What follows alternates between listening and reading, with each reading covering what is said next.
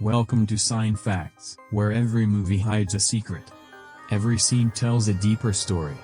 And every frame contains details most viewers never notice, from legendary blockbusters and mind-bending science fiction to dark thrillers, unforgettable horror, and hidden cinematic gems. We explore the facts, theories, Easter eggs, behind-the-scenes secrets, and untold stories that make movies truly unforgettable. This isn't just watching movies, this is discovering what lies beneath them. Subscribe to Sign Facts and step beyond the screen. The work pays well and looks impressive from the outside, but it gives him none of the purpose he once felt in the field. Mike keeps pressing the issue, clearly sensing that Jack misses his old life more than he's willing to admit. Jack also brings up Kathy, revealing that the two of them split shortly after Christmas. The breakup has only deepened his sense that something important is missing. Mike insists he isn't asking Jack to come back to full-time operations according to him. The assignment is simple. Jack just needs to travel to Dubai, meet a contact named Nigel, and collect surveillance material obtained during a joint operation with MI6. Jack immediately refuses, though his continued questions give away his curiosity. He wants to know what was taken, why Nigel can't deliver it through normal channels, and why the agency needs him specifically. Sensing that Jack may need an extra push, Mike introduces the man assigned to accompany him. The contractor steps forward and casually introduces himself as Mike November. His relaxed manner contrasts sharply with Jack's suspicion. After some hesitation, Jack finally agrees to make the trip, and Mike sweetens the deal by arranging first-class seats for both of them. Later, Jack and Mike November settle into the luxury cabin while champagne is served. November warns Jack not to be fooled by how simple the briefing sounds in his experience. There's no such thing as an easy package retrieval. Something always goes wrong. He also stresses that no one can be allowed to track them once they land in Dubai. Jack reminds him that his position at the hedge fund is legitimate. It's not an invented identity or a temporary cover story. November barely listens, and instead of debating Jack's employment, he turns his attention to charming the flight attendant. After they arrive in the Dubai region, Jack briefly steps back into his role as a financial professional. During a business meeting, a colleague asks him to share his assessment with the room. Jack explains that political transitions and newly emerging regimes often create unpredictable market instability, making the current environment especially dangerous.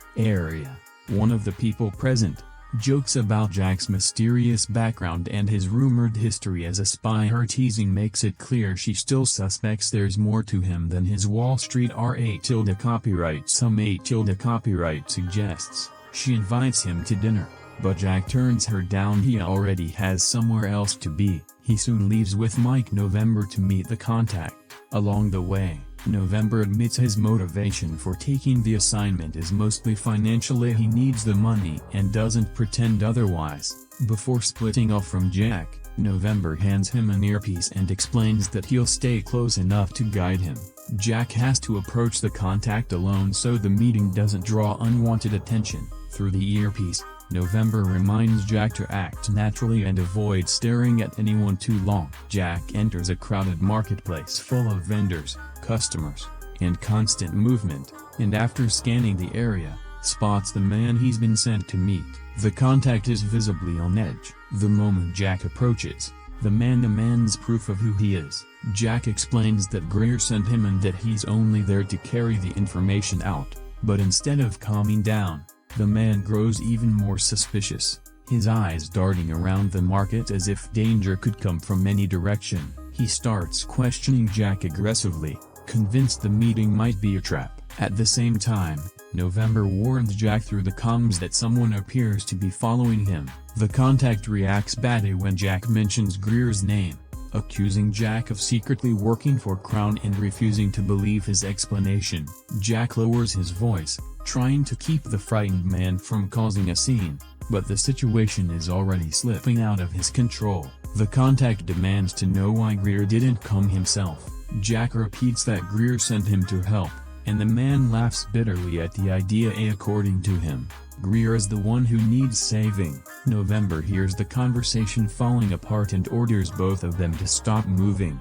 Before Jack can respond, the contact suddenly bolts, warning Jack as he flees that Greer has every reason to be afraid. Jack takes off after him, shoving through the crowded market toward the waterfront. The chase carries on to a raft beside the dock, and just before Jack can reach the contact, another man attacks him from behind, locking an arm around his throat. Jack struggles for air as the attacker tries to choke him unconscious. He fights back with everything he's got, and after a brutal struggle, breaks free.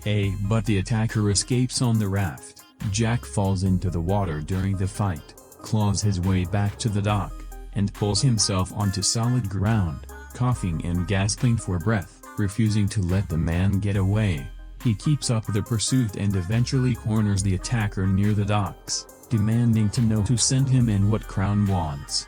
Before the man can answer, a muffled gunshot cuts through the air. Mike November has fired a suppressed round, killing the attacker instantly. Jack is furious. He wants to search the body for anything useful, but November refuses to stick around. Police sirens are already closing in, and staying even a few seconds longer could get them both arrested. November pulls Jack away, and the two escape by car as sirens wail behind them. At CIA headquarters, Greer, Jack's former superior, keeps trying to reach him, but Jack doesn't answer. With no way to confirm whether the Dubai operation succeeded, Greer is left to carry the pressure alone. Then his phone rings. It's Crown, who wastes no time making it clear the call is a threat. Crown demands that Jack return whatever Nigel took from him. Greer claims he has no idea what Crown is talking about, but Crown doesn't believe him, warning that he'll track Jack down personally if he has to, and if Jack stays out of reach,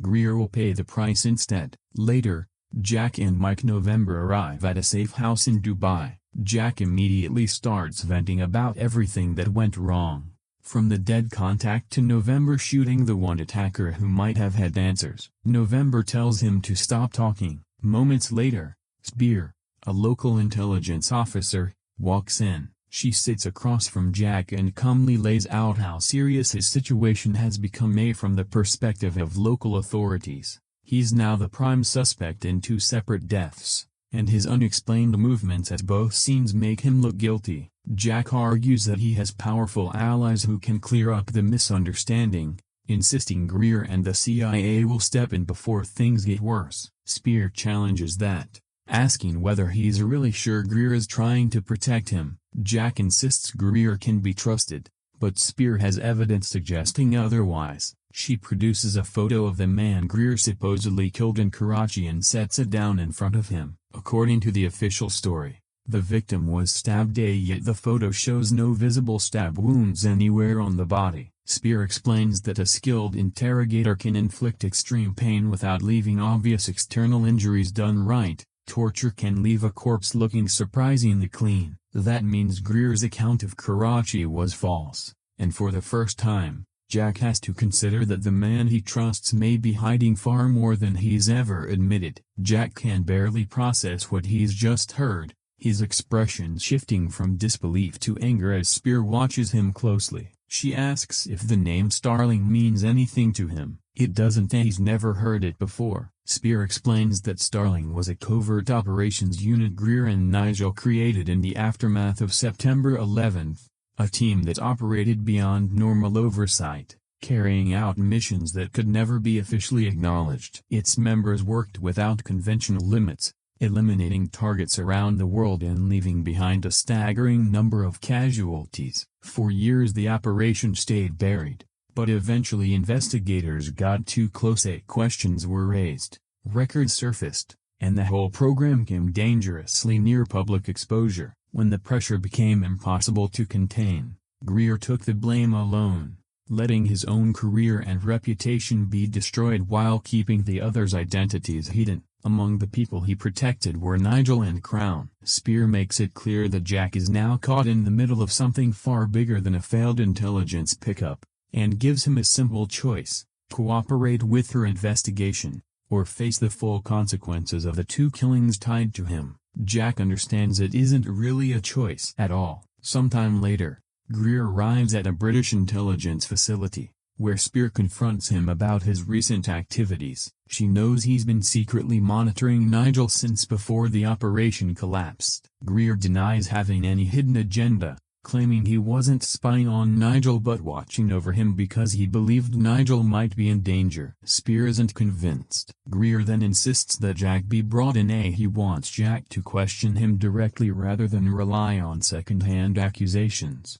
Before Jack enters the interrogation room, Mike November pulls him aside with a warning. Whatever anger Jack is carrying, he can't afford to destroy Greer completely, since burning him now could cost them one of the only people who can explain what Crown is planning. Jack goes in anyway, already furious. Greer tries to apologize, but Jack has no interest in hearing it. He can't believe Greer kept the existence of Starling hidden from him, especially after using him to retrieve Nigel's stolen intelligence. Greer lays several photographs on the table, and the first shows Whitaker, the second Wilkes, both former intelligence operatives who once worked under Nigel. Greer explains that Crown has revived Starling, turning the abandoned unit into an unofficial rogue program for his own purposes. Jack's anger boils over. He accuses Greer of dragging an ordinary civilian into a conflict Greer himself helped create. Jack had left the agency,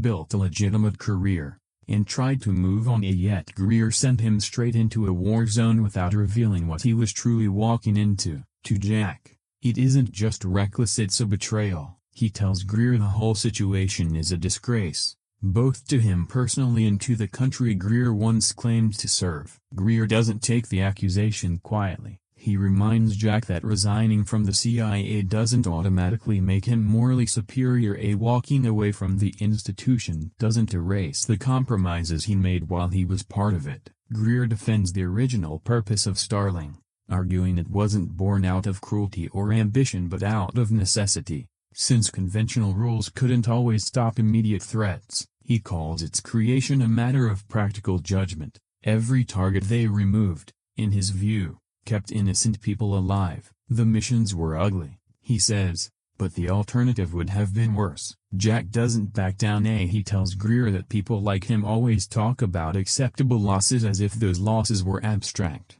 but Jack knows better, because he considers himself one of them. He gave up everything for the fight, his career, his relationships, his peace of mind, the life he might have had. When he finally came home, there was almost nothing waiting for him. Greer tells him that's exactly why he can't stop. People who survive these wars often come back feeling discarded, angry, and directionless, and when trained soldiers are abandoned like that, some of them eventually turn into the very threats they were once sent to destroy. Jack looks at him and asks the question Greer has been avoiding: what really separates him from Crown? For once, Greer has no confident answer. After a long silence, he admits he's no longer sure, then tells Jack that maybe the answer is Jack himself. Jack still questions orders. He still recognizes lines that shouldn't be crossed. His conscience has stayed intact through everything he's endured. According to Greer, that moral judgment might be the only real distinction left between them. Later, Greer gathers the team for a formal briefing in Dubai. Claudia, a signals analysis specialist, presents the information recovered from the man who attacked Nigel's contact. The files contain surveillance images from several locations, including central London and remote mountain regions near Kabul. Greer studies the material and instantly recognizes the pattern. He's seen this operation before. 2 decades earlier, he stopped a nearly identical bombing plot, and the similarities are too precise to be coincidence. Greer tells Wright she needs to get to London without delay. Jack believes the target is Tower Bridge and insists the area needs to be closed and secured before the attackers can act. Wright is skeptical as the intelligence is fragmented, incomplete, and possibly manipulated, and questions whether they have enough to justify shutting down one of London's most recognizable landmarks. Greer tells her Crown is behind the operation, and that Crown is also the one who brought Starling back from the dead. Wright is stunned. The idea seems almost impossible to accept. Greer then explains the history between them. Years earlier, he and Crown worked together pursuing the PMN, a dangerous network linked to an imminent terrorist strike. During that mission, Crown captured a Pakistani deputy intelligence chief and kept him alive for questioning, and the interrogation produced critical intelligence. Using it, Greer's team located the planned attack and defused the bomb with only 3 hours to spare. At the time, the mission looked like a success. Now Greer believes Crown has recreated the same scenario, except this time he isn't trying to save the country, he wants to punish it. Greer tells Wright that Crown feels betrayed by the nation he once served. In Crown's mind, the government used him, discarded him, and erased everything he sacrificed, and that resentment has hardened into revenge. Crown, Greer warns, is no longer driven by duty or ideology. He's willing to go as far as it takes to make his former country suffer. Elsewhere, Jack meets Emma, who talks briefly about Nigel and what he gave up to protect the stolen intelligence. She then admits she secretly planted a listening device inside Jack's jacket and has been tracking his conversations and movements since the operation began. Jack is understandably irritated, but Emma defends the move, telling him trust can't simply be assumed in their line of work. It has to be earned, tested, and proven. Only once everyone's loyalty is clear can they be sure they're working toward the same goal. Before Jack can respond, Mike November spots movement on the surveillance feed and alerts the team. Jack tells him not to lose sight of the target. At a nearby military installation, Wright meets Greer in person, and despite the surrounding urgency, greets him warmly, suggesting a long professional history between them. Meanwhile, armed British police storm a suspected terrorist location in London, force their way inside, secure the building, and take the primary suspect alive. Wright calls him the tip of the spear, believing he may be the first visible piece of Crown's larger network. Jack contacts Greer directly from the raid site with urgent news. The police have found a huge quantity of explosives inside the building, enough to cause catastrophic damage to Tower Bridge. Emma questions the suspect's story and quickly dismisses it, since nothing he says matches the evidence at the scene. Jack, though, grows increasingly uneasy as the suspect was too easy to find, and the explosives were left almost completely exposed, with no real protection and no attempt to move them before the raid. To Jack, that doesn't add up. No experienced operator would leave that much firepower unguarded unless the discovery itself was part of the plan. Greer urges Jack to keep searching the building, thinking there may be more hidden evidence that could explain the contradiction. Jack looks around, mentally piecing everything together, and the pieces suddenly click. He asks Greer a chilling question: what if Crown wanted them to find the explosives? Jack realizes the entire Tower Bridge threat may be a diversion. Crown planted enough evidence to force British intelligence, armed police, and CIA personnel to focus on the raid, deliberately pulling their forces away from somewhere else. Jack urgently warns Greer that they've been played. Tower Bridge isn't the real target. Greer is. Jack shouts for Elizabeth, trying to warn her, but he's too late. A massive explosion rips through the street, tearing through vehicles, windows, and nearby structures, throwing people off their feet as debris rains down. Smoke and dust swallow the road as terrified civilians scatter. Jack hears the blast through the call and repeatedly shouts Greer's name, but there's no response. Mike November gets the first field report: Greer is down. Marlowe, a British intelligence officer, speeds southwest through London toward Leadenhall, radioing dispatch for updates as she drives. At the center of the destruction, Greer lies injured among broken glass and rubble, his ears ringing. The surrounding voice is distant and distorted as though he's underwater. Barely conscious, he opens his eyes and stares up through the smoke. At the same moment, Jack spots Crown's escaping vehicle and races after it, cutting through London traffic. Refusing to let the men vanish, he calls repeatedly for support, but no one answers. Communications are overloaded, units scattered, every available team focused on the explosion. Jack realizes he may be the only person close enough to stop Crown. He accelerates, weaving between cars as the chase grows more dangerous, and it carries deeper into the city, forcing him to take bigger risks to keep the car in sight. At Horse Guards, Jack swings into the opposite lane and drives straight into oncoming traffic. Horns blare and cars swerve around him, but he doesn't slow down. After everything Crown has done, he isn't letting him get away again. Mike November comes through the comms and tells him to cut through the tunnel. Jack follows the instruction,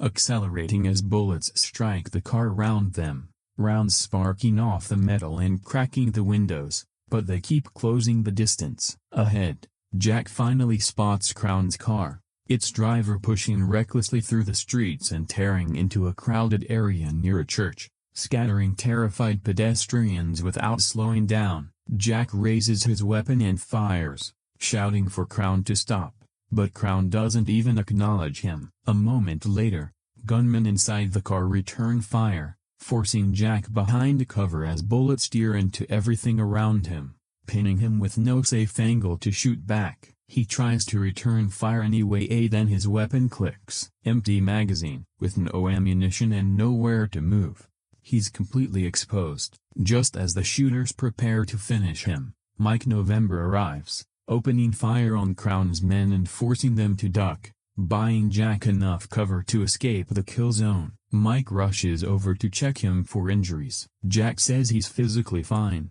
then reveals what's happened. Wright is dead. To Jack, that loss alone makes the cost of the operation unbearable. The situation unravels further when Jack reaches Greer and confirms Wright didn't survive the blast. Emma warns them that police units are closing in fast. They have only moments before the area is surrounded. Jack insists Greer be moved immediately. With Wright gone, Greer is now acting director of the CIA, which makes him both an essential asset and an even bigger target. The group gets him out before the authorities arrive. Later, a formal military funeral is held in Wright's honor, her coffin carried with full ceremony as colleagues, soldiers, and intelligence officials gather to remember her service. The mood is heavy, made worse by the knowledge that her death wasn't an accident but part of Crown's calculated plan. Greer finishes a phone call nearby, visibly struggling to hold himself together. Jack approaches and tells him there was nothing anyone could have done. Crown designed the attack carefully,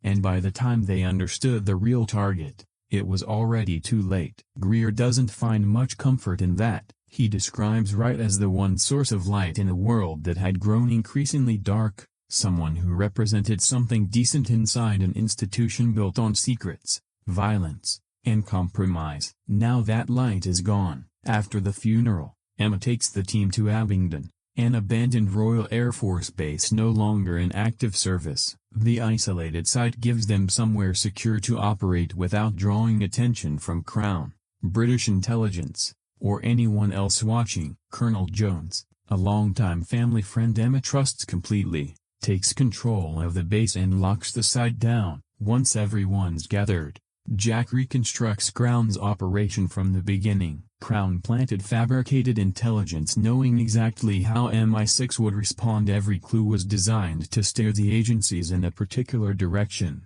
The supposed Tower Bridge attack, the exposed explosives, the arrested suspect, the London raid, all pieces of the same manipulation. Crown didn't just anticipate their reaction, he directed it. Jack believes even the attack on Wright and Greer was planned from the start. Emma examines the gunmen from the ambush and identifies them as former members of a Russian organization officially believed dismantled years ago. Jack immediately grasps the significance. That organization was one of the many networks Starling once targeted and destroyed. Crown is rebuilding threats that Starling wiped out, then unleashing them to create chaos, trying to prove the world has gotten more dangerous since Starling was shut down. Every attack supports the same argument: without operatives like him working beyond the rules, government can't keep their citizens safe. Greer then reveals another secret. Nigel didn't just stumble onto Crown's operation. Greer had personally placed him inside it as an undercover source. Nigel was infiltrating Crown's organization on Greer's orders. Mike November reminds Greer that Wright's death has changed the power structure. Whether he wants the responsibility or not, he's now director of the CIA. Jack sees another possibility. Crown may have wanted Greer elevated to that position. If Crown believes he can pressure, manipulate, or control Greer, then killing Wright might have been about more than revenge. It could have been an attempt to install a director who could eventually restore Starling. Before they can dig further into the theory, Colonel Jones enters carrying a package delivered specifically for Greer. Everyone tenses as he opens it. Inside is an object hiding a message revealing where Crown wants to meet. The team traces him to a busy public square in London. Greer arrives to find Crown waiting among the crowds, confident and completely unafraid. The moment he sees Greer, Crown mocks him for still trying to play the hero after everything they've done together, then asks exactly what information Nigel gathered while operating inside his organization, demanding Greer return whatever Nigel stole. Crown argues that Starling's people were never the villains governments later made them out to be. According to him, they protected the world while politicians hid behind regulations, carrying out the missions no one else had the courage to authorize. Greer rejects the justification, telling Crown that the old enemies Starling once hunted are no longer the greatest danger. Crown is, of every threat they've ever faced, Greer believes Crown is now the one who has to be removed. Crown fires back that Greer is hardly innocent himself. Wright's death and the growing list of casualties belong to him as much as anyone else, and he'll spend the rest of his life haunted by the people he failed to save. The accusation pushes Greer over the edge, and he suddenly lunges at Crown. Jack shouts at him to stop. Crown doesn't flinch, staying perfectly calm as Greer is pulled back, and makes his real objective clear. He wants Greer to use his new authority as CIA director to restore the old covert system. A Starling reborn, with official protection, operating once again beyond public oversight. Jack steps forward before Greer can answer and claims Nigel's stolen intelligence is in his possession. For the first time, Crown turns his full attention on him. The most dangerous opponent Jack has ever faced asks where the material is and orders him to hand it over. Jack lies, saying the files were left behind in Dubai and can be delivered once they're back there. Crown considers the offer, then agrees, withdrawing into the crowd and disappearing into the darkness, apparently satisfied that Jack will lead him to the missing intelligence. Once Crown is gone, Greer immediately confronts Jack, since he knows Jack doesn't actually have the files. Jack admits it was a bluff. He needed to give Crown a reason to delay whatever attack he's preparing and keep him focused on recovering the stolen data, buying them time. Jack also believes they've misread how Nigel collected the information in the first place. Knowing he could be searched or killed at any moment, Nigel would have been too exposed to carry the evidence physically. He must have transmitted it somewhere. Their next task is finding out where. Emma takes them to a private apartment above a small pub. The owner, Arthur, knows Emma and understands the significance of her visit, handing her a key that once belonged to her father. Emma leads the others upstairs and uses it to open a concealed room Nigel had kept hidden. Inside, they find an old computer that was never connected to ordinary networks. Jack starts it up and begins searching, but at first there's nothing useful and no visible messages, operation reports, or intelligence files, just personal photographs and fragments of Nigel's private life. Then Emma notices a music track stored among the files.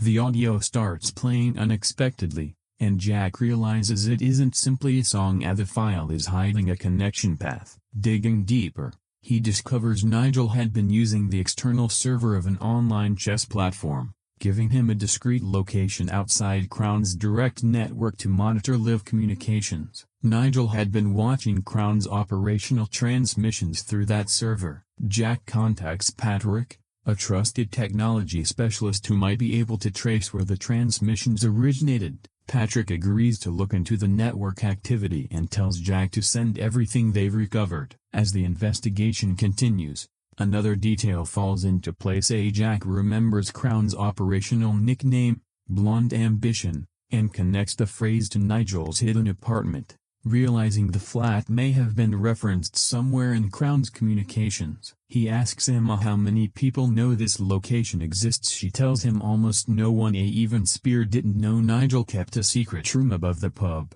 That means the location may still be secure. Mike November lays out a harsh reality. Without Nigel's intelligence, they have no way to predict Crown's next move, and another attack is coming that they may not be able to stop in time. He suggests that trying to expose or arrest Crown may no longer be realistic, and the most direct solution is to kill him. Jack understands the reasoning but isn't ready to accept it without exhausting every other option. He takes a moment to thank Mike for staying with them despite the danger. Mike could have walked away after Dubai, but instead kept following Jack deeper into the conflict. Mike responds with unusual honesty. Men like them don't have ordinary relationships. The work damages friendships, careers, and families until almost nothing remains.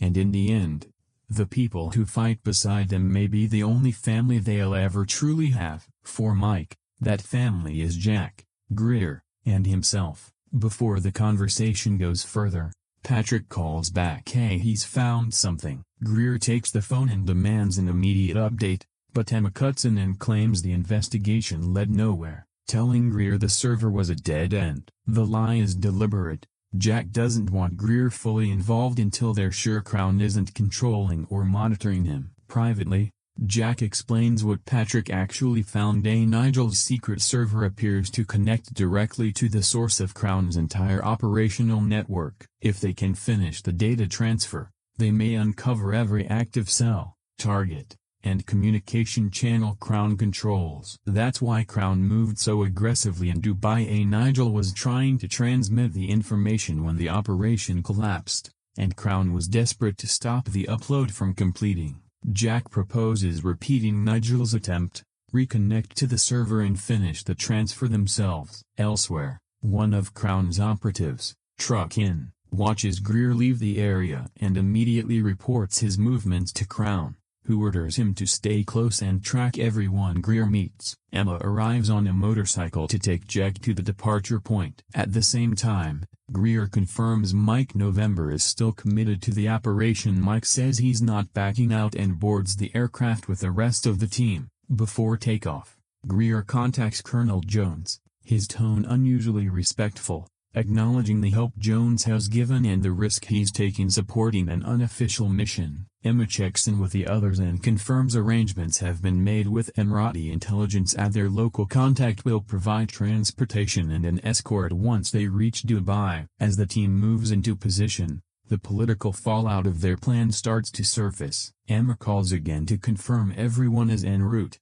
explaining that Emirati officers will escort them through the city. Spear reacts with immediate anger, insisting the team has no authority to run another operation in Dubai after the deaths, the failed extraction, and the diplomatic damage already done. Letting armed foreign intelligence personnel return could trigger an international crisis. Emma calmly argues the Emirates aren't part of the mission itself. Officially, they're only providing an escort. Spear recognizes the technical distinction but clearly doesn't trust it. Elsewhere, one of Crown's operatives learns the team has secured help from an Emirati intelligence contact and reports it to Crown, who remains completely unconcerned, dismissing the local support as irrelevant. He's convinced no escort will be enough to protect Jack once his people close in. After landing in Dubai, Marlowe meets Jamal Ali, the Emirati officer assigned to help them. Jamal greets the team and tells them transportation is already waiting, leading them to a line of vehicles ready to go. While the others load equipment, Jack contacts Patrick for an update on the modem signal. Patrick, still tracing the hidden connection Nigel used to access Crown's network, narrows the transmission path to somewhere near Dubai Marina. Back at intelligence headquarters, Spear demands live satellite coverage of the area, wanting every available camera redirected to the marina immediately. Jamal explains that Dubai runs one of the most extensive surveillance systems in the region. Cameras, facial recognition, and traffic monitoring cover most major areas of the city, so advanced that authorities can often spot criminal activity before an incident fully unfolds. Meanwhile, Greer's aircraft begins its descent toward the region. As the ground team studies the building tied to the signal, Emma estimates Crown may have 5 to 10 armed men stationed inside. Jamal agrees to help as far as he legally can,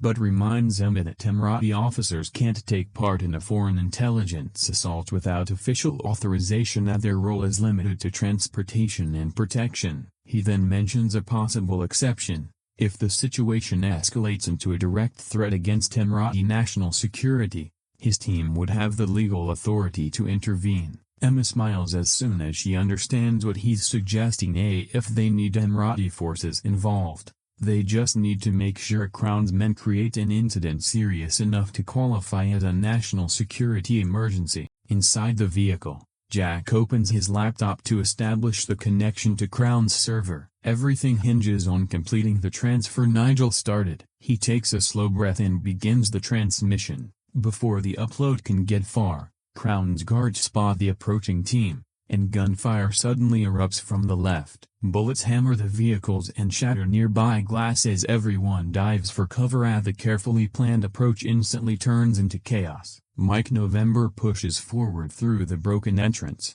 firing at the men blocking their path, glass cracking beneath his boots as he clears the way with precise bursts. Once the immediate threat is down, Mike calls the area secure. Both he and Jack are breathing heavily. Jack looks at the damage and curses under his breath, convinced Crown anticipated their arrival because of something he missed, and once again blames himself for walking the team into an ambush. Emma checks the surrounding streets and confirms they're temporarily clear, and the group climbs back into the vehicle as the driver speeds off before more men can arrive. But the operation keeps unraveling. Once inside the target building, Jack orders the team to split up as single group would be too easy to trap, so they divide across different corridors and entry points. Almost immediately, gunmen on the upper levels open fire down on them, rounds tearing through railings and walls as the team scrambles for cover. Emma checks the signal tracker and confirms the modem source is several floors above. With the elevators too exposed,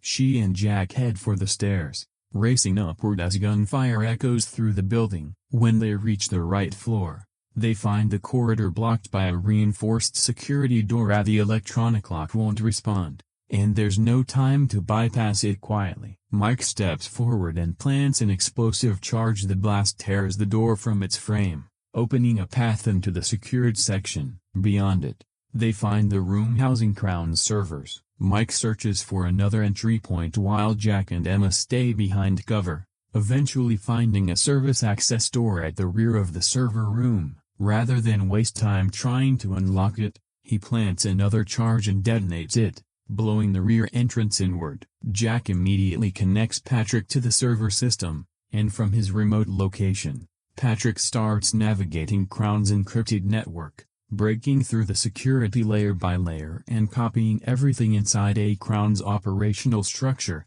communication routes, financial links, agent identities, and active mission data. For the first time, they have access to the full network. Then Crown arrives. A helicopter approaches the building, rotors thundering above the marina as it closes in on their position. Crown contacts Jack directly through the comms, his voice calm and mocking, taunting Jack for believing he could enter Dubai, steal the network, and walk out alive. Jack ignores the provocation and orders everyone to prepare for immediate extraction. Before they can move, Crown's fighters reach the corridor outside the server room, and one throws a grenade through the breached entrance. It lands only a few feet away, and Jack barely reacts before it detonates, the blast throwing him across the room and slamming him against the floor. Smoke fills the air, alarms blare, and fragments of equipment rain down around him. Through the confusion, Patrick shouts over the comms that the download has finished. They have the entire network. Mike realizes the main corridor is no longer usable, with Crown's men closing in from the front and the room about to become a death trap. He places explosives against the rear wall, and the blast tears open an emergency escape route through the back of the building. Mike directs Emma and Jack toward the opening, and they climb through the damaged wall and start making their way out, carrying the recovered data with them. Nigel's mission is finally complete. Crown's network now belongs to them. Jack urges Emma to keep moving. Staying inside even a few more seconds could let Crown's men surround them. Then a gunshot cracks through the air, Emma jerks violently and falls. Jack drops beside her and sees blood spreading from a serious wound, pressing his hands against it, desperately trying to slow the bleeding, telling her to stay awake and keep breathing even as her strength fades. Before Jack can move her, Crown appears, approaching with total confidence and looking down at Jack as he struggles to keep Emma alive. Crown mocks him for risking everything in Greer's name, asking whether Jack really intends to die for a man who deceived him, used him, and dragged him back into a war he'd already escaped. Then he asks if Jack plans to spend his final moments fighting. Jack looks up and tells him this confrontation was always part of the plan. Crown's confidence finally cracks. Jack was never simply trying to outrun him, he was keeping Crown fixed in one place, above them. Greer authorizes a helicopter strike on Crown's position. The aircraft closes in and opens fire, tearing through the area around Crown and cutting off every possible escape route, devastating his remaining forces. As the operation reaches its conclusion, Greer later gives formal testimony about the events. He speaks openly about institutions that claim to defend truth while being built on secrecy and deception, acknowledging that intelligence agencies often survive by hiding their mistakes and making others bear the consequences. But he also says institutions alone aren't what preserve a country. A real hope comes from the people willing to confront those lies, accept the danger, and keep fighting even when the system fails them. Crown survives the strike but is left wounded, trapped, and unable to escape. Jack approaches with his weapon drawn. Crown tells him to finish it. Jack hesitates. Despite everything Crown has done, he understands that pulling the trigger would mean crossing the same line Greer once crossed with Starling. Crown sees the hesitation and starts provoking him, daring him to prove his morality disappears the moment revenge gets personal. Jack keeps the weapon trained on him but doesn't immediately fire. The choice is entirely his now. In the aftermath, Greer meets with the president and recommends Jack for deputy director of the CIA, arguing that Jack has exactly what the agency needs most: field experience, intelligence, independence, and the courage to challenge orders when they become morally indefensible. Later, Jack pulls right aside for a private conversation. Outside, Emma continues recovering from the gunshot wound she took in Dubai. Still healing, but back on her feet. When Jack joins her, the two trade a few quiet jokes about everything they've survived. Emma reminds him that she once said trust had to be earned, and Jack asks whether he's finally earned hers. She doesn't give him a fully direct answer, but her expression makes the truth obvious. Their relationship has changed. They're no longer temporary allies forced together by circumstance. They now understand where the other's loyalty lies. Greer meets Jack one last time before the transition becomes official, asking whether he's alright after everything that's happened. Jack says he's fine, though something still bothers him. Greer was right, he never truly belonged behind a desk on Wall Street. No matter how hard he tried to build a normal life, part of him was still searching for a mission worth accepting. A helicopter passes over the Dubai skyline as the city stretches beneath it. Sometime later, Jack walks through a government building toward an important meeting. For someone who's faced assassins, explosions, and international conspiracies, he looks surprisingly nervous. Greer notices and asks why he seems so uneasy,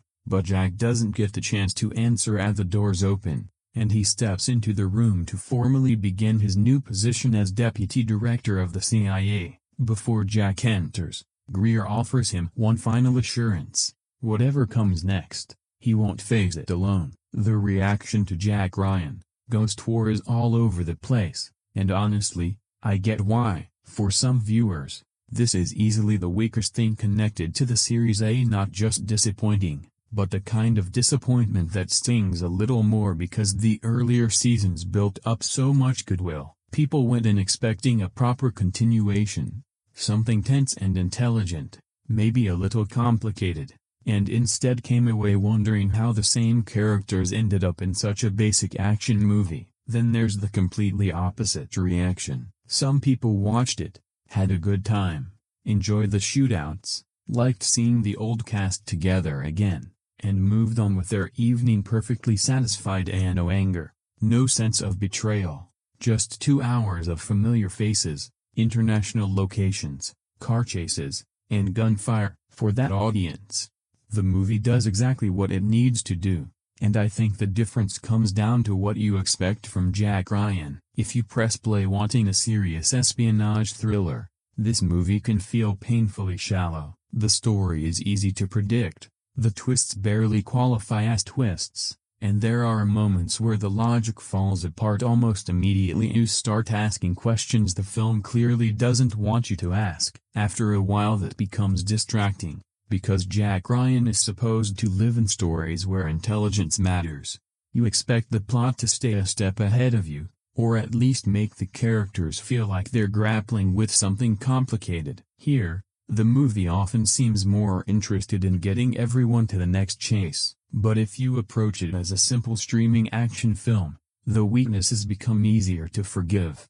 The pace is quick, the production looks expensive, and there's usually something happening. It doesn't demand much. You don't need to track 20 political motivations or remember a conversation from 40 minutes earlier. Everything's placed right in front of you. That can feel either convenient or incredibly disappointing. Personally, I landed somewhere in the middle. I never thought it was completely unwatchable. There are entertaining moments, and the returning actors bring enough familiarity to keep the whole thing from feeling empty. Seeing Jack, Greer, and November together again genuinely helps. There's a comfort to it, especially if you've spent several seasons with these characters. At the same time, familiarity is doing a lot of the heavy lifting. Take away the Jack Ryan name, remove the connection to the series, and I'm not sure this film would generate much conversation at all. It would probably land on streaming, sit in the action category for a few weeks,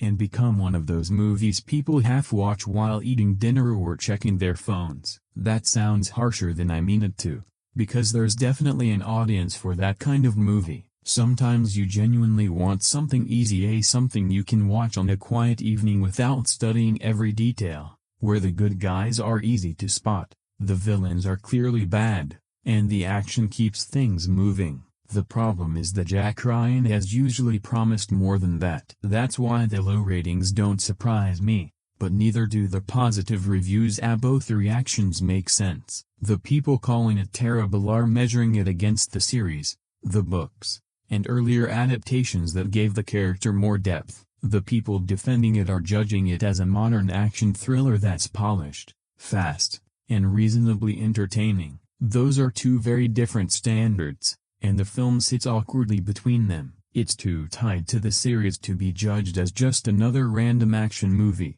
but not rich enough to satisfy viewers who wanted another proper Jack Ryan story. It looks like the same world. It brings back the same people. It has the same international movement and government conspiracy setup, yet something about it feels lighter, thinner, almost like a version of Jack Ryan built for people who don't really want to think about Jack Ryan. That may be exactly why some viewers enjoyed it. There's no homework involved, no tangled web of relationships, no slow political build-up, just a straightforward mission, plenty of danger, and a clean ending. For me, that makes Ghost War watchable, but not especially memorable. I can understand someone calling it a fun Sunday night movie. I can also understand a longtime fan finishing it and feeling the franchise deserved a stronger send-off. Both opinions can be true, because this is the kind of film that gives you entertainment on the surface while constantly reminding you how much better it could have been underneath.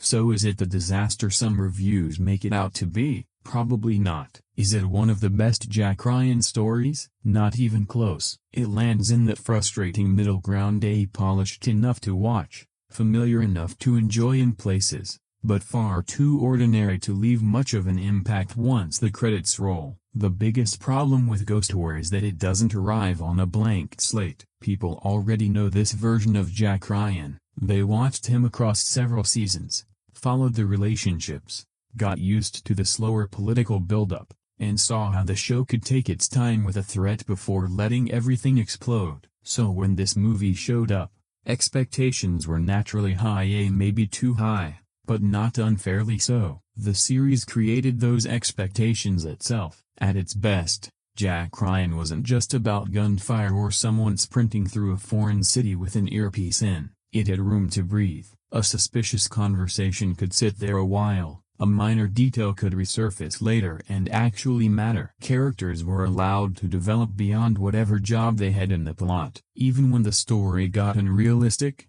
there was usually enough tension and intelligence around it to keep you invested.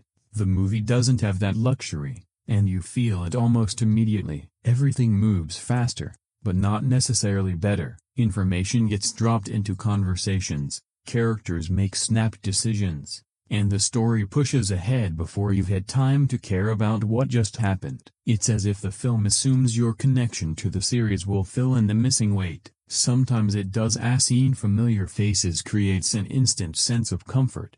You already understand the history between Jack, Greer, and November, so the movie doesn't need to build it from scratch. There's something enjoyable about watching them fall back into old rhythms. A look or a joke carries more meaning because you remember where these people have been, but that same familiarity also makes the weaker parts stand out. You remember how much sharper the dialogue used to feel.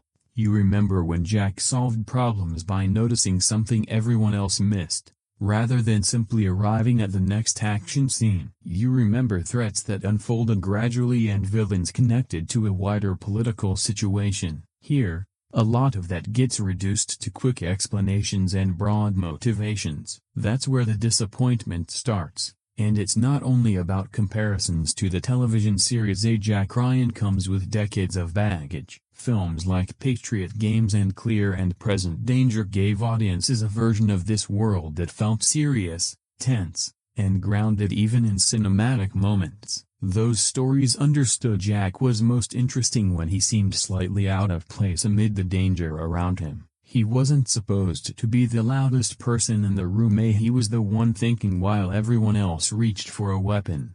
That distinction matters, because without it, Jack Ryan starts blending into every other action franchise. The movie may have the locations, the agency briefings, the covert operations, and all the usual espionage trimmings, but the specific flavor of the character gets harder to find, and longtime fans notice immediately. A new viewer might watch this and think it's a decent spy action film, and there's nothing wrong with that reaction. But someone who's spent years with the books, the earlier films, or the series is probably looking for a certain kind of tension, not just danger, but the sense that intelligence and judgment are driving the story. Ghost War often swaps that feeling out for momentum. Things happen fast, people move from one country to another, there are attacks, betrayals, briefings, and chases. The movie keeps presenting the shape of a Jack Ryan story, but the depth underneath feels thinner than before. That's probably why some viewers were so much harsher than others. They weren't just judging the film in isolation,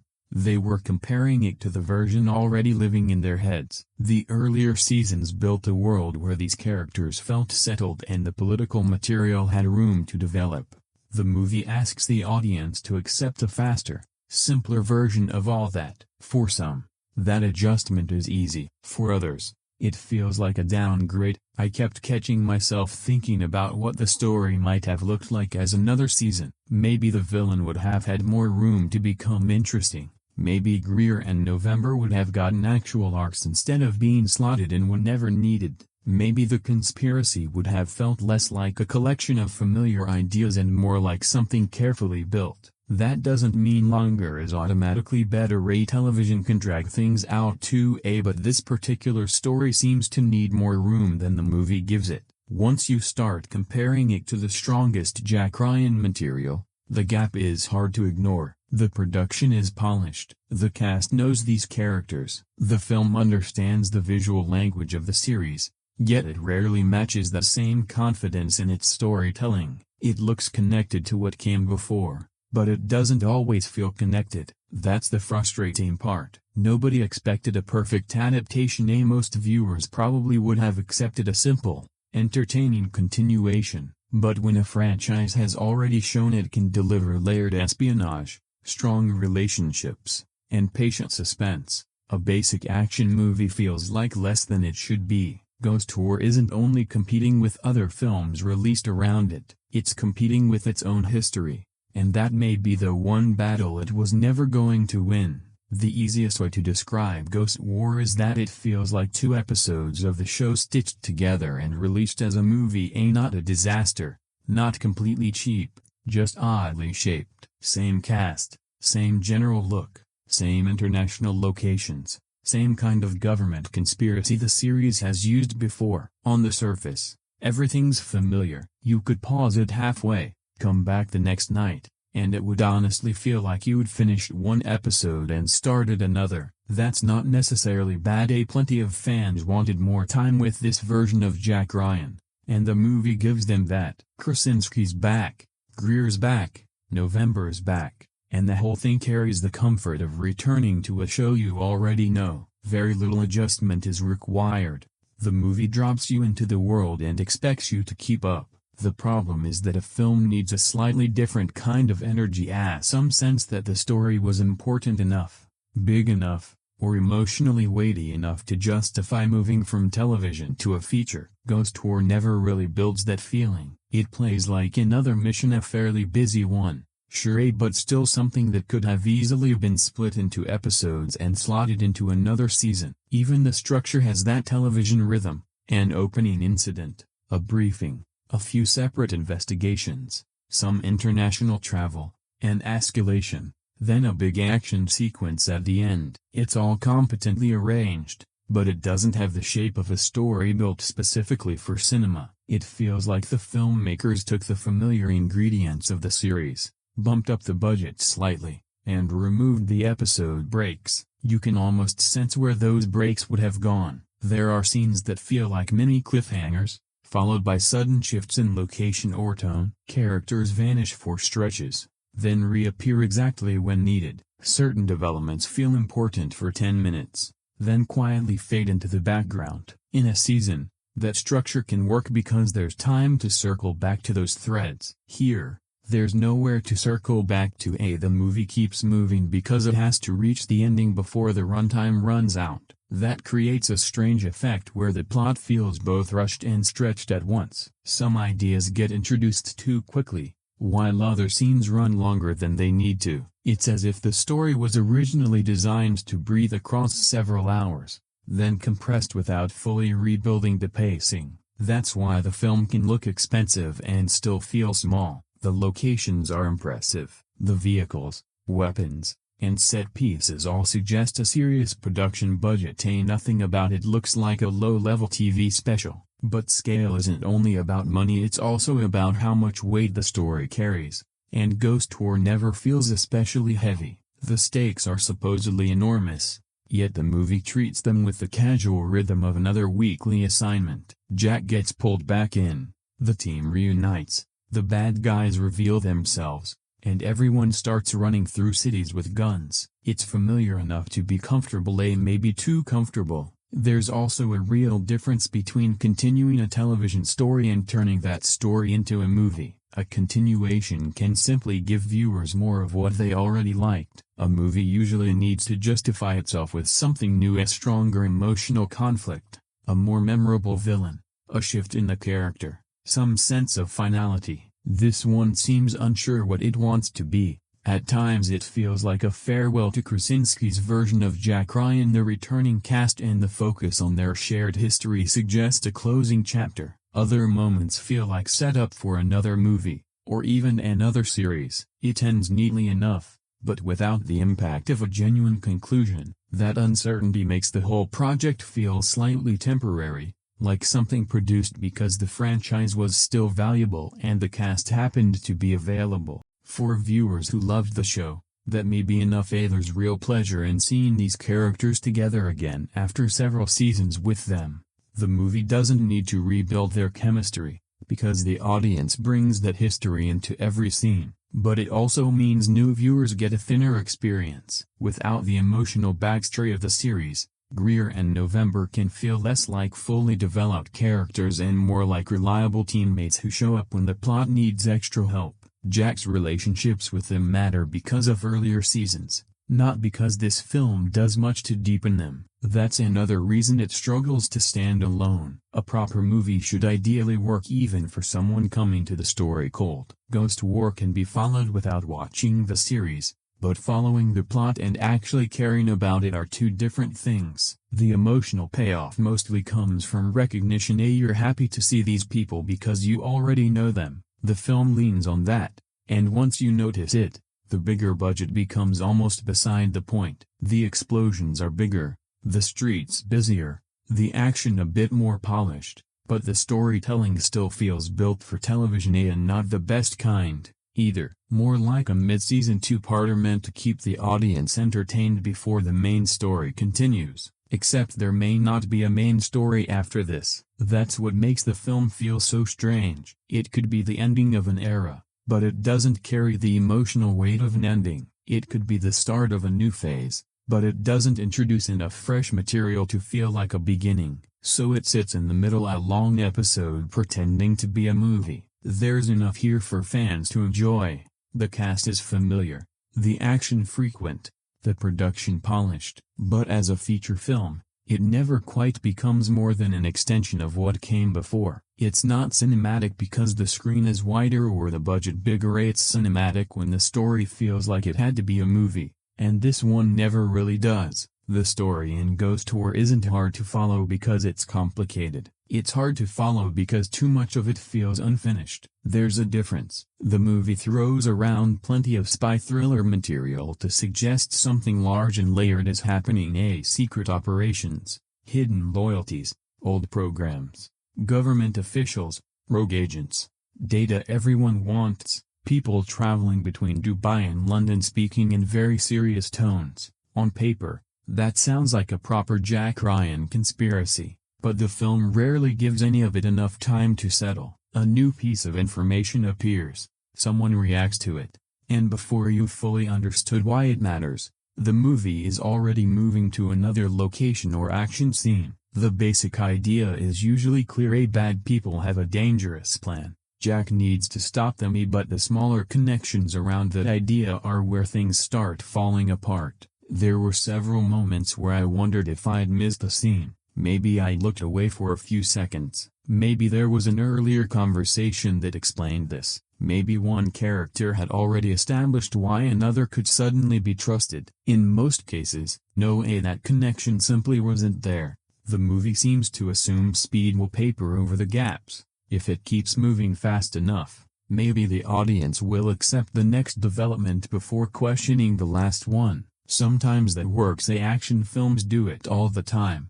and you don't need every small detail spelled out when the momentum's strong and the emotional stakes are clear. The problem here is that the emotional stakes aren't especially clear either. Characters talk about danger, loyalty, betrayal, sacrifice, and protecting the world, but much of it stays on the surface. We're told certain events are deeply personal. We're told old relationships matter. We're told the villain's plan is connected to something larger. The film rarely makes us actually feel any of it. That's probably the biggest cost of compressing this kind of story into a movie. A television season could have spent an episode showing how the organization works. Another could have explored the villain's past. Greer and November might have gotten separate storylines that eventually connected with Jack's mission. Here, all of that gets squeezed into short conversations between bursts of gunfire. The result feels less like a complete story and more like the highlight reel of one. You can almost picture the missing scenes,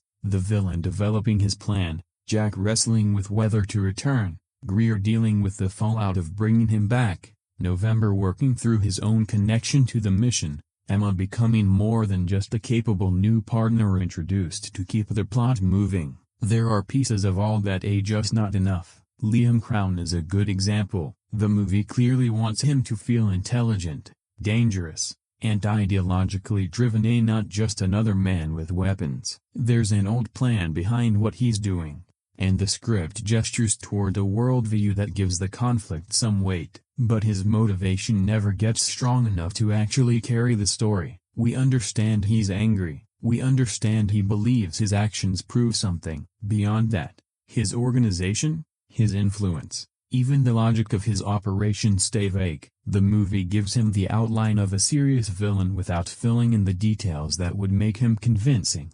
So he ends up as just another obstacle for Jack to beat. The same thing happens with major events. The death of the CIA director should completely change the atmosphere of the film. It should create paranoia, anger, fear, serious questions about how deep the enemy has gotten. Instead, it happens, everyone reacts briefly, and the story moves on. It feels important because of the position of the person who dies, not because of how the film handles the aftermath. That problem keeps recurring. Betrayals arrive without enough setup. Revelations land without much surprise. Characters make big emotional statements the surrounding scenes don't quite support.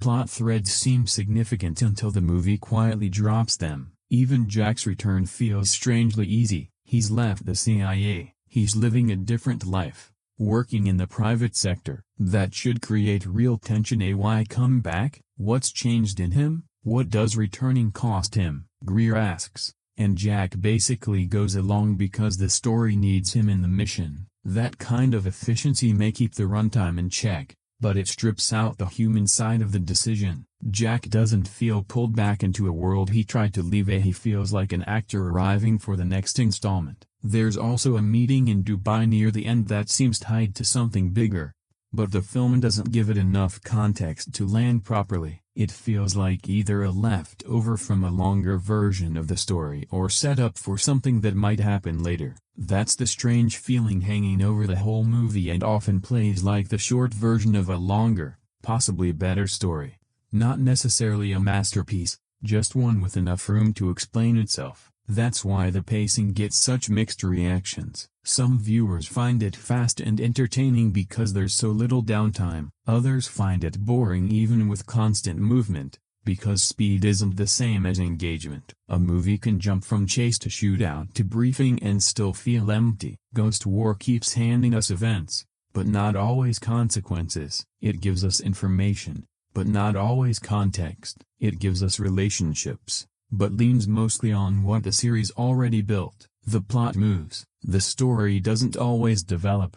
That distinction gets clearer as the film goes on. By the final confrontation, the broad objective is obvious, but a lot of the details around it feel strangely distant. You know who needs to be stopped. You may not be entirely sure why every earlier scene was necessary to get there. And once the ending arrives and everything gets tied up quickly, the whole conspiracy starts to feel smaller than the film spent the runtime telling us it was. That's the frustrating part. There's enough material here for a tense espionage story. The returning characters are already established. The international setting gives it scale. The villain has the beginning of an interesting motive. The personal history between the team could have added real emotional weight. The movie has the ingredients, it just doesn't give them time to become a meal. What's left is a story that's busy without feeling rich, complicated without feeling intelligent, fast without always feeling exciting. You can follow it. You just might not care enough to keep thinking about it once it's over. One of the hardest things to ignore in Ghost War is how familiar nearly every part of it feels. Not comfortably familiar,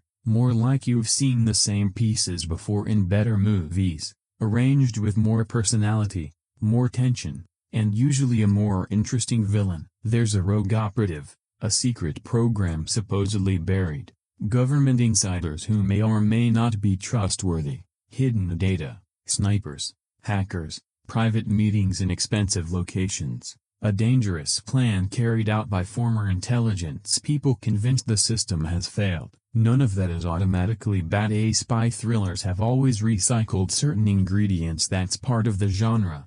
You expect classified files, surveillance rooms, double crosses, someone whispering into an earpiece while another person runs through a crowded street. The problem isn't that Ghost War uses familiar material, it's that it rarely finds a new angle on any of it. Very early on, you can start predicting where the movie is going. You know Jack will get pulled back into the field. You know the people warning him to stay away will eventually need him. You know the new threat is connected to an old operation. You know someone inside the system will either betray the team or turn out to be hiding something. And once the villain's general motivation becomes clear, The ending isn't hard to imagine either. The film tries to build mystery around Liam Crown, but most of that mystery comes from withholding information rather than genuine uncertainty. There's a difference between making the audience curious and simply refusing to explain what the antagonist is doing. Here, it often feels like the second one. You keep waiting for the moment the conspiracy suddenly gets more interesting,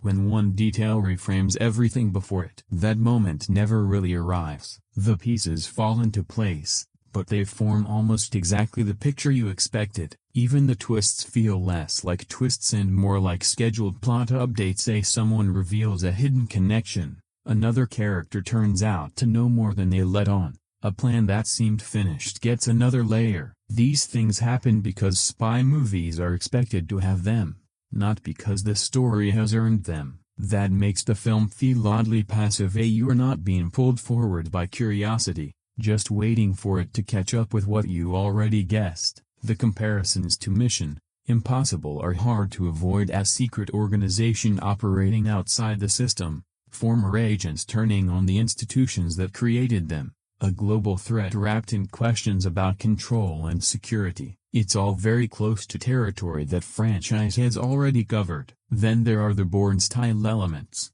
hidden programs, government secrets, operatives shaped by an organization that later loses control of them. Jack moving through international locations trying to uncover what powerful people have buried. At times the movie also wants him to feel like Bond walking into polished locations, working alongside a tough British agent, trading dry comments, surviving action sequences that push him further from the analyst he used to be. Put those influences together, and the film starts feeling less like a Jack Ryan story and more like a collection of borrowed spy movie memories. There's even something slightly calculated about the title. A Ghost War immediately brings Ghost Protocol to mind, whether that was intentional or not. Add a plot some viewers compared to Rogue Nation, and the resemblance gets hard to dismiss. That doesn't mean the film copies one specific movie scene for scene. It's more general than that. It borrows the mood, the machinery, the outline of stories audiences already know, then adds the Jack Ryan name and hopes the familiar characters make it feel distinct. Sometimes they do. Krasinski, Greer, and November give the movie a personality it wouldn't otherwise have, and their shared history creates moments that feel connected to this particular series. But even then, the plot around them stays strangely generic. Swap Jack for another intelligence agent, change the agency names, move the story to a different streaming platform, and most of the film would still work exactly the same way. That's never a good sign for a franchise built around a specific character. The movie also leans heavily on standard Hollywood patriotism. Serious conversations about duty, protection, sacrifice, and people willing to stand in the darkness so everyone else can live in the light. The film treats these speeches like major emotional beats, but they sound like things we've heard in dozens of military and intelligence thrillers before. Broad enough to fit almost any character in almost any national security story. One speech involving Greer is so familiar and spirited it immediately recalls the famous confrontation from A Few Good Men. The wording differs, but the idea is recognizable. Dangerous people are necessary because ordinary society can't protect itself. That could have been an interesting argument for the movie to dig into. Instead it's mostly dramatic decoration. The same goes for the villain's philosophy. He seems to believe the world needs people like him, that creating or exposing danger somehow proves the value of extreme protection. It sounds serious when characters discuss it, but the actual reasoning is thin. The movie gives him a big statement instead of a fully developed belief, and because the idea is so familiar, you can see the shape of his defeat long before the final act. There are smaller cliché copyrights everywhere too. The retired agent who insists he's done, then returns almost immediately. The tough new partner who has to prove she can handle herself. The trusted old allies brought back for one more mission. The powerful official assassinated to show nobody's safe. The team separated before regrouping for the final battle. The villain who seems to have planned everything except the exact things the heroes end up using to beat him. None of these ruin a film on their own. A good writer can take a familiar setup and make it feel fresh through character. dialogue, structure, or tone. Ghost Tour just doesn't do enough of that work. It plays the familiar beats almost exactly as expected. That safety may actually help some viewers enjoy it, as there's little confusion about what kind of experience you're getting. The heroes are recognizable, the threat is clear enough, and the film moves toward an action-heavy ending without taking many risks. Sometimes predictability is relaxing. You know the good guys will survive. You know the bad guy will eventually get cornered. You know the strained friendships will hold when it matters. There's comfort in that, especially for a casual streaming watch. But comfort and excitement aren't the same thing. A thriller needs uncertainty and the feeling the story might turn somewhere you didn't expect. Even if the ending's conventional, the journey should create doubt. Ghost Tour rarely does. The action may be loud, but the story is strangely quiet on the surprise front. You're never far behind the characters, and in some scenes you're ahead of them. That weakens the suspense, because you're not discovering the conspiracy alongside Jack, you're watching him work through information that already feels obvious. For a character known for his intelligence, that's especially unfortunate. Jack should be noticing patterns before the audience does. He should be making connections that reshape how we see the situation. His mind should be part of the excitement. Instead, the movie mostly just hands us information and moves on. There's no real pleasure in piecing things together because the pieces are too familiar. That's probably why the film feels so forgettable once it ends. It's polished enough while you're watching, locations, vehicles, weapons, recognizable actors, constant movement. Rarely completely unwatchable. But what's the one idea that belongs only to this story? What's the twist people will remember? What defines the villain? What separates this mission from the dozens of other rogue agent conspiracies already sitting in streaming libraries? The film never gives a strong answer. It's not terrible because it uses cliché copyright essay almost every genre movie does. It's disappointing because it seems satisfied with them. The story borrows ideas from all over the modern spy thriller landscape but never reshapes them into something that feels fully its own. By the end, Ghost War plays like a cover version of several better films performed by characters we already like, competent in places, familiar almost everywhere, and far too predictable to leave much behind. There's a point in Ghost War where the movie stops asking you to suspend disbelief and starts asking you to switch off basic common sense. That sounds harsh, but the plot keeps creating situations that fall apart the moment you think about them for more than a few seconds. The server setup is probably the clearest example. Somewhere inside a building under construction sits a machine holding information important enough to trigger an international intelligence crisis. It's already been targeted once, yet it stays in the same unfinished location, protected by security measures that seem impressive only until someone notices the wall right beside the reinforced door. And yes, that's apparently the solution. Why crack a sophisticated security system when you can just break through the plaster next to it? It's one of those movie moments meant to feel clever and practical, but it just makes everyone responsible for protecting the data look completely incompetent. A fortified entrance doesn't mean much when the surrounding structure opens up like cheap packaging. The physical server itself raises more questions too. Why is this information stored somewhere so exposed? Why wasn't it moved after the earlier break-in? Too many elements here seem to be performing on their own. The city sells itself, the products display themselves, the score announces itself, the action sells itself, and the story struggles to tie any of it together. So yes, Ghost War looks expensive, and sounds expensive too, usually much louder than it needs to be. There are impressive locations, polished cinematography, plenty of international spectacle keeping it from ever looking completely disposable. But there's a difference between production value and actual value. One is visible in every skyline, aircraft, phone, and luxury car. The other has to come from the story, and no amount of good-looking advertising can hide it when that part is missing. So after all the arguments about the writing, the character choices, the Dubai promotion, the endless ammunition, and whether this even still feels like Jack Ryan, where does Ghost War actually land? For me, somewhere between disappointing and perfectly watchable. which I know isn't the most exciting verdict. It would be easier to just call it an absolute disaster.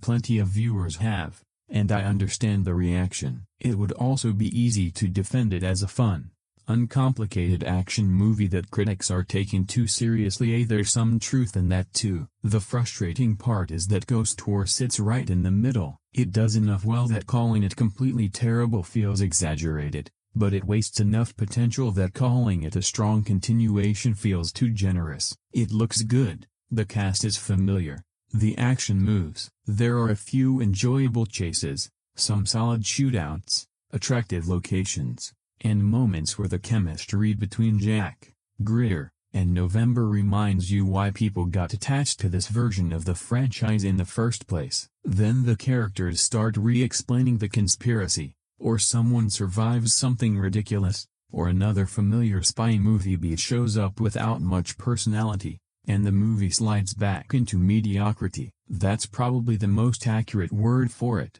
Not worthless, not especially memorable, just frustratingly average for a project that had several advantages going in. It already had an established lead. It had popular supporting characters. It had years of audience investment. It had a large-looking budget and access to international locations. It didn't need to build an entire world from nothing. Now the television series had already done that. All it really needed was one strong story, focused enough for a movie but substantial enough to justify bringing everyone back. A threat that challenged Jack intellectually, a villain whose motivation got clearer the more we learned, a personal conflict tied to the life Jack built across the series. Instead, the film takes the safest possible route: another hidden operation, another former insider, another conspiracy, another round of speeches about people working in the darkness, another batch of armed men waiting to lose a final gunfight. There's nothing inherently wrong with familiar material handled with confidence. Genre storytelling is built on familiar shapes,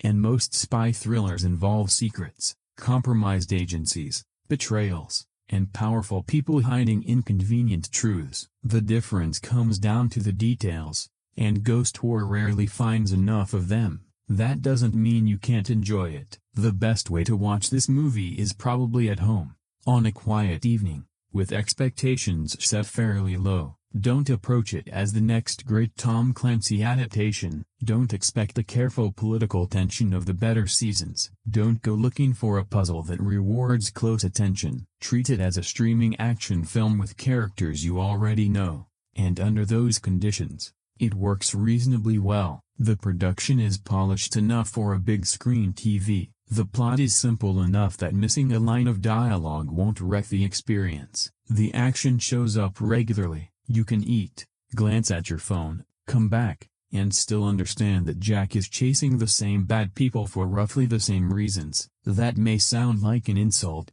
and it's partly meant as one. But there are evenings when this is exactly the kind of movie people want. Not every viewing needs total concentration. Sometimes a familiar face, a car chase, and a clean victory are enough, and Ghost Tour delivers that. What it doesn't deliver is much reason to return. I can't imagine rewatching it to catch hidden details, because there don't seem to be many. I wouldn't return for the villain, because Crown never gets specific enough. I wouldn't come back for the twists, since most of them are visible well before the film reveals them. Even the action, competent as it is, rarely produces the kind of sequence people will still be talking about years later. The movie passes the time, then it leaves. For casual viewers, that's probably fine. For people who spent several seasons with these characters, the lack of impact is harder to swallow. This could be the final chapter of John Krasinski's Jack Ryan, and that possibility hangs over the whole movie, making the ordinary storytelling feel even more disappointing. A final chapter doesn't need to kill the hero, destroy the world, or deliver some enormous emotional farewell. It just needs to feel like the story arrived somewhere meaningful. What has Jack learned? What has he lost? What does he choose to do next? How has the man from the start of the series changed? The film gestures toward answers, mainly through the idea that Jack's old colleagues have become his real family and that the intelligence world still gives him purpose. But that conclusion isn't developed carefully enough. Jack never really confronts the life he left behind. Kathy's absence is barely explored. His civilian career never feels important. His decision to return is almost automatic. By the end, the movie seems to say Jack belongs with Greer in November, fighting threats in the shadows. Maybe that's meant to be comforting. After 4 seasons, the team's still together, still trusting one another, still answering the call. There's something satisfying in that, especially for viewers who mainly wanted a reunion. But as an ending for Jack specifically, it feels incomplete. The character started as an analyst reluctantly pulled into danger, and over time became more experienced and capable. A meaningful conclusion might have examined whether he could still pull himself away from the work. Instead, the movie strips away most of his outside life and makes the answer easy. Of course he comes back, because there's very little left for him anywhere else. That's a sad conclusion, though the film doesn't seem to recognize it as one. Maybe Ghost War isn't meant to be the ending. There's still room left for another adventure. Jack's alive, the familiar team's available, and the franchise hasn't closed any door that couldn't be reopened with a phone call. Some viewers clearly want another film. They enjoyed the action, like the returning cast, and see this as a solid extension of the show. For them, moving from television to movies offers a way to keep going with the character without committing to a whole new season. That could work. A series of Jack Ryan films isn't a bad idea. The format itself isn't the problem. The issue is that future movies would need stronger writing and a clearer sense of what makes Jack different. Simply adding more locations, vehicles, and gunmen won't fix anything. The next story will need to put his mind back at the center. Let Jack discover the threat rather than receive it in a briefing. Let the political situation actually matter. Let the villain challenge his values rather than just his ability to survive. Give Greer in November something to do beyond showing up for the final battle, and give Jack a personal life that creates real tension with the mission. Without those elements, another movie would probably draw the same criticism. More action, less Jack Ryan. There's also the option of returning to television, and honestly, that might be the better move. The series format gave the stories room to build. Not every season used that time perfectly, but the space allowed for multiple perspectives, slower betrayals, political consequences, and characters who existed outside the immediate mission. A villain could become more than just a name. Greer could have his own conflict. Jack could investigate instead of constantly running. Supporting characters could make decisions that didn't immediately serve the central plot. That kind of time suits this world. Jack Ryan stories often depend on institutions,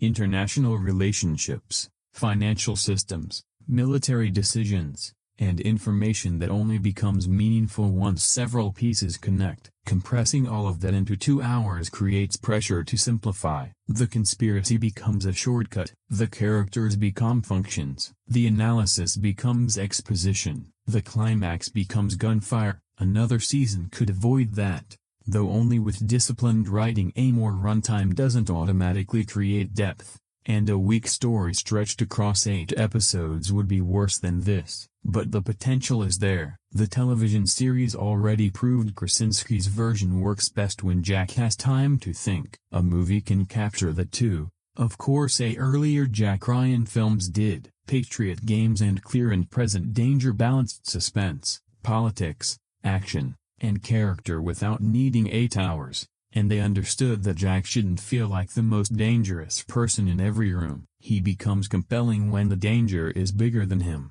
Ghost War often treats him as the solution before the problem's even been explained, and that weakens the story and the suspense. We know Jack will come back. We know he'll figure out enough. We know the old team will help. We know the endless gunmen will eventually miss. A future installment needs uncertainty again, not just uncertainty about who the villain is, but about what Jack is willing to do. Give him a decision that can't be solved by shooting accurately. Put him in real conflict with Greer over something that matters. Let November cynicism challenge Jack's morality. Introduce a partner who doesn't simply agree with the mission. Make victory cost something that lingers after the final scene. Those changes could make another film worthwhile. Without them, maybe ending here is kinder. That's the uncomfortable question hanging over the franchise. Does Ghost Tour leave you wanting more because the characters still have stories to tell, or because this particular film failed to give them a satisfying ending? For me, it's mostly the second. I'd like to see Krasinski get stronger material one more time. I'd like Pearson and Kelly to return for a story that actually uses their chemistry instead of just displaying it. I'd like Jack to feel like an analyst again, not because he needs to be physically helpless, but because his intelligence should shape the movie. There's still potential here. The cast isn't the problem, the world isn't the problem, even the movie format isn't necessarily the problem, the writing is. That's what makes the harshest reactions understandable. Fans aren't angry simply because the film has car chases or because it's less complicated than the Series A. They're angry because the project seems to misunderstand what people actually valued. They didn't like Jack Ryan just because Krasinski looked convincing holding a weapon. They liked the intelligence, the idealism, the discomfort, the tension between family and duty, the sense of an ordinary man moving through extraordinary systems and noticing the danger powerful people had missed. Ghost War keeps the name and much of the surface. The center is thinner. Casual audiences may not notice or may not care. They see a recognizable star, a polished action production, and enough movement to justify pressing play. That audience isn't wrong. Movies don't have to satisfy the deepest expectations of every franchise fan,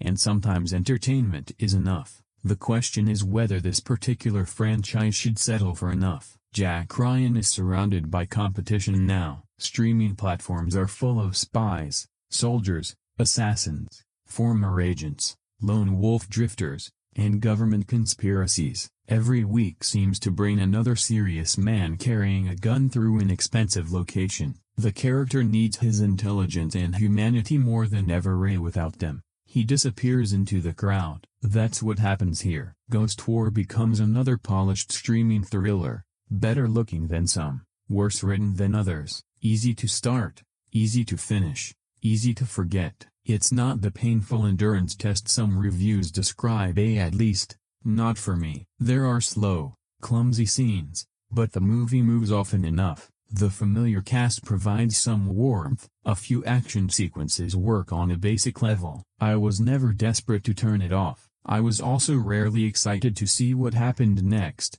and that's a real problem for a thriller. The film creates noise without much anticipation. You're not leaning forward because the mystery has become irresistible. You're waiting for the next familiar beat to arrive. The villain reveals the plan, the team regroups, the cars move, the bullets start, the heroes survive. The ending wraps up neatly enough. Nothing's offensively unresolved, but very little feels earned. Some viewers will finish satisfied because they wanted exactly the clean structure. Others will feel underwhelmed because the series trained them to expect more patience and complexity. Both reactions are reasonable. Where you land probably depends less on what's actually in the film and more on what you expected to find there. As a major conclusion to the Krasinski era, it's weak. As a Tom Clancy adaptation, it lacks the intelligence and grounded tension of the better entries. As a continuation of the television series, it's rushed and emotionally incomplete. As a simple Sunday night action movie, it's fine. That final category is where the film is most comfortable. Fine, not thrilling, not unbearable, not essential. There are worse ways to spend 2 hours, especially if you're already subscribed to the platform and not paying for a movie ticket. At home, the weaknesses feel less costly. You haven't built an entire evening around the film. You can pause it, grab food, adjust the volume when the score gets loud, and pick back up whenever you're ready. The streaming context protects it. In a cinema, the thin story and stretched-out TV feel would probably stand out more. The scale might look impressive on a big screen, but the movie doesn't carry the narrative weight of an event. At home, it becomes what it probably should have admitted it was from the start: a bonus episode with a bigger budget. Seen that way, The reunion is pleasant. Jack's back for one more mission. Greer still brings authority. November still brings personality. Emma adds something new. The locations look expensive. The villains lose. You finish the movie and move on. There's value in that, just not much lasting value. The people who hated it may have wanted a final statement from the franchise. The people who loved it may have wanted nothing more than action and familiarity. The film rewards the second group and disappoints the first. My own reaction sits between them, because I could see the appeal while constantly noticing what was missing. A stronger script wasn't an impossible ask. The movie didn't need to become a slow political lecture, it just needed clearer logic, better character motivation, less exposition, and action shaped around Jack's intelligence. That would have changed almost everything. The same budget would feel better spent, the same cast would feel more engaged, the same locations would feel connected to the mission instead of just on display. The same villain might feel dangerous instead of vague. The same climax could feel tense instead of simply loud. The film isn't far from being decent, it's far from being distinctive. And that gap matters when the story carries a name like Jack Ryan. So would I recommend it? With conditions. Watch it when you want something undemanding. Watch it because you miss Krasinski, Pierce, and Kelly together. Watch it for the international scenery and the action rather than the espionage. Watch it at home, ideally with good popcorn and the remote within reach for the volume swings. Don't watch it expecting another carefully built season. Don't expect a faithful return to the quieter analyst at the center of the character. Don't expect a villain or conspiracy that'll stay with you after the credits. Under those conditions, the film can be enjoyably not great, just enjoyable. There's an audience for that, and the positive reviews aren't dishonest for recognizing it. Some viewers simply had more fun than others. They liked the pace, the spectacle, the cast, the straightforward nature of the story. That enjoyment is valid. So is the negative reaction. A movie can be entertaining in the moment and still represent a major creative step down. It can have good actors, impressive production, and effective action while still being poorly written. Both things can be true at once. They are here. That's probably the fairest final judgment.